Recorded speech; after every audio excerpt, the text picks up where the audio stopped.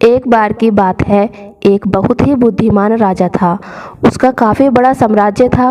उसके राज्य में प्रजा हर तरह से खुशहाल थी।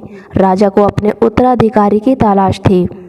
यद्यपि उस राजा के 3 बेटे थे, लेकिन राजा नहीं चाहता था कि पुरानी परंपरा को वो भी दोहराए और सबसे बड़े बेटों को ही गद्दी पर बिठाया जाए, बल्कि वो सबसे बुद्धिमान और काबिल बेटे को सत्ता सौंपना चाहता था। इसीलिए राजा ने उत्तराधिकारी के लिए तीनों की परीक्षा लेने का फैसला किया। एक दिन राजा ने तीनों बेटों को अलग अलग दिशाओं में भेजा। उसने हर बेटे को सोने का एक एक सिक्का देते हुए कहा कि वे इसे ऐसी चीज़ खरीदें जो पुराने महल को भर दे। पहले बेटे ने सोचा कि पिताजी तो पागल हो चुके हैं, इस थोड़े से पैसे से इस महल को किसी चीज़ से कैसे भरा जा सकता है।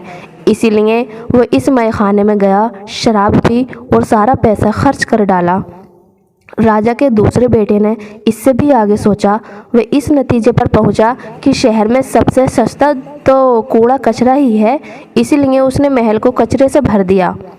तीसरे बेटे ने 2 दिन तक इस पर चिंतन मनन किया कि महल को सिर्फ एक सिक्के से कैसे भरा जा सकता है। वह वाकई कुछ ऐसा करना चाहता था जिससे पिता की उम्मीद पूरी होती हो। उसने मोमबत्तियां और लोबान की बत्तियां खरीदी और फिर पूरे महल को रोशनी और सुगंध से भर दिया। इस तीसरे बेटे की बुद्धिमानी से खुश होकर राजा ने उसे अपना उत्तराधिकारी बना दिया। इस हिंदी कहानी से हमें ये सीख मिलता है कि बुद्धि से कुछ भी पाया जा सकता है। आशा करती हूँ कि आपको ये कहानी पसंद आई होगी। कहानी पसंद आई तो लाइक, सब्सक्राइब और शेयर करें।